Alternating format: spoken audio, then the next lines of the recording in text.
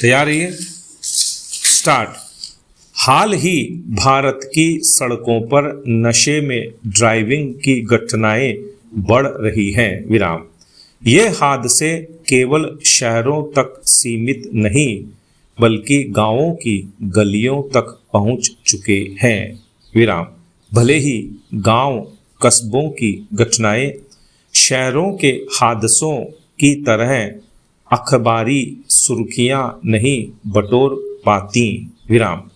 राजस्थान के चित्तौड़गढ़ में एक शराबी ठेकेदार की तेज रफ्तार एसयूवी ने दोपहिया पर सवार एक परिवार को कुचल दिया, जिसमें केवल एक बच्चा बचा। विराम। मध्य प्रदेश के सागर में नशे में धुत ट्रक चालक ने एक शिक्षिका की जान ले ली। विराम। उत्तर प्रदेश के बस्ती में एक मेले के दौरान जीप भीड़ में घुसी, जिससे दो की मौत हो गई। विराम। गुजरात के वडोदरा में नशे में चूर एक छात्र ने कई वाहनों को टक्कर मारी और शराब पीने के लिए चिल्लाता रहा, जबकि लोग कराह रहे थे। विराम। ये घटनाएं सिर्फ शराब की नहीं बल्कि मानसिक स्वास्थ्य की उस समस्या की ओर इशारा करती हैं जो गहरे आघात, हताशा, समूह की स्वीकृति और सांस्कृतिक सोच से पैदा हुई है। विराम। थ्योरी ऑफ प्लान्ड बिहेवियर बताती है कि व्यक्ति का व्यवहार उसके रवैये और सामाजिक मान्यताओं से प्रभावित होता है। विराम। पैरा। कॉग्निटिव डिसोनेंस थ्योरी समझाती है कि कैसे ये चालक शराब पीकर वाहन चलाने को सहयात्री दोस्तों के बीच इस तर्क से अपने व्यवहार को उचित ठहराते हैं, पहले भी किया है, कुछ नहीं हुआ, या पास ही तो जाना है। विराम। सेल्फ मेडिकेशन थ्योरी बताती है कि लोग अक्सर अनसुलझे मानसिक तनाव, चिंता या अवसाद से उबरने के लिए शराब का सहारा लेते हैं। विराम। कई लोग मानसिक अवसाद के चलते आत्महत्या कर लेते हैं और सैकड़ों चुपचाप संघर्ष करते हुए शराब की ओर झुक जाते हैं। विराम। मध्य प्रदेश और उत्तर प्रदेश के सूखा प्रभावित क्षेत्र बुंदेलखंड में लोग आर्थिक परेशानियों की हताशा में शराब का सेवन करते हैं। विराम। गुजरात में शराब पर कानूनी रूप से प्रतिबंध है, लेकिन लगभग हर जगह यह अवैध रूप से उपलब्ध है। विराम। दाहोद और गोधरा में शराब माफिया फल फूल रहे हैं और कानून मौन है। विराम। मध्य प्रदेश के आदिवासी क्षेत्रों में महुआ से बनी शराब का सेवन पारंपरिक रूप से किया जाता है। विराम।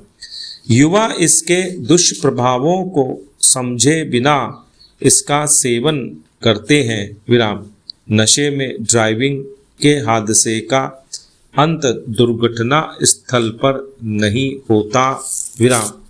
इसमें एक माँ अपना बच्चा खो देती है। विराम। एक बच्चा अनाथ हो जाता है। विराम। एक विधवा को जिंदगी फिर से शुरू करनी पड़ती है। विराम। इन हादसों का असर केवल शारीरिक नहीं बल्कि मानसिक भी होता है। विराम। दुर्भाग्यवश ऐसे पीड़ितों के लिए मनोवैज्ञानिक सहायता लगभग नहीं के बराबर है। विराम। वे अकेले अपना दुख झेलते हैं। विराम। कई पोस्ट ट्रॉमेटिक स्ट्रेस डिसऑर्डर, चिंता या अवसाद से ग्रसित हो जाते हैं। विराम। प्रत्येक बड़े हादसे के बाद हम काफ़ी खोखले भाषण सुनते हैं। विराम। पैरा। अब हमें यह पूछना चाहिए कि हर प्राथमिक स्वास्थ्य केंद्र में एक मानसिक स्वास्थ्य कार्यकर्ता क्यों नहीं है। विराम। शराब की लत और मानसिक संकट को जोड़कर देखने वाली नीति कब बनेगी। विराम। पीड़ितों के लिए काउंसलिंग और पुनर्वास की व्यवस्था क्यों नहीं है। विराम।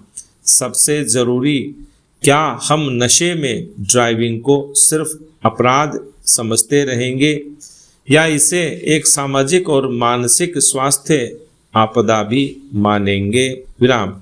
जब तक हम सड़कों पर होने वाली इन त्रासदियों के पीछे के मनोवैज्ञानिक और सामाजिक कारणों को नहीं समझेंगे, तब तक ऐसी त्रासद और दुखद कहानियां घटती रहेंगी। विराम। नशा मुक्त भारत का स्कूलों की दीवारों पर सिर्फ पोस्टर क्यों है, एक असली आंदोलन क्यों नहीं। विराम। बार बार नशे में पकड़े गए चालकों को अनिवार्य पुनर्वास या काउंसलिंग के लिए क्यों नहीं भेजा जाता। विराम। ड्राइविंग लाइसेंस के नवीनीकरण में आरटीओ, क्षेत्रीय परिवहन कार्यालय मनोवैज्ञानिक जांच को क्यों शामिल नहीं करते। विराम। हम लक्षणों का इलाज करते हैं, कारणों की अनदेखी करते हैं। विराम। हमें इस समस्या से निपटने के लिए एक ग्रामीण प्राथमिकता वाला, जन केंद्रित और संस्कृति संवेदनशील मॉडल चाहिए। विराम। हर जिला अस्पताल और तालुका पीएचसी में मानसिक स्वास्थ्य पेशेवर नियुक्त हो। ड्राइविंग लाइसेंस कोर्स में भावनात्मक जागरूकता और मानसिक स्वास्थ्य की शिक्षा शामिल की जाए। विराम। स्थानीय बोलियों मारवाड़ी, बुंदेली, गुजराती, अवधी में सहायता हेल्पलाइन शुरू की जाए। विराम।